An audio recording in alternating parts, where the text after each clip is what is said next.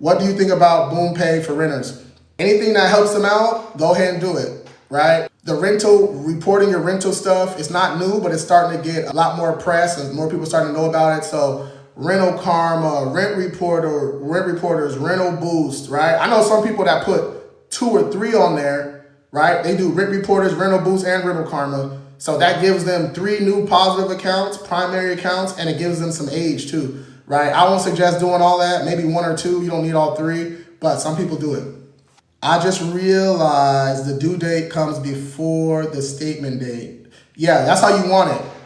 That's how you want it. So if your due date a couple days before your statement date, on your due date, pay down all your balances. Pay down that balance down. Like only leave a little bit of like a little balance on there, right? Get that utilization as low as possible, as close to 0 as possible. Not 0, but close to 0 as possible.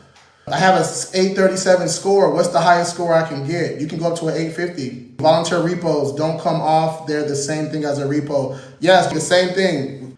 Recommendations for travel, good travel credit card. Was looking at Amex Platinum. Yeah, Corey, that's a good one. Amex Platinum. But yeah, when you research the card, you can see like if you can use that credit card points for other airlines, if it's transferable, those are the type of cards you want. But Amex, I'm always going to rock with the Amexes. Question, I have good credit and I pay off every month, but I always lose credit score because you're just making your minimum payment, right? Or you're paying it off after the statement date. So you need to find your statement date and make sure you're paying those balances down before the statement date. So when your statement date does hit, that balance gets reported to the credit reporting agencies, right? So if you're making a payment 1 day after your statement date, it don't really matter because all that money that was on there is getting reported to the credit reporting agencies.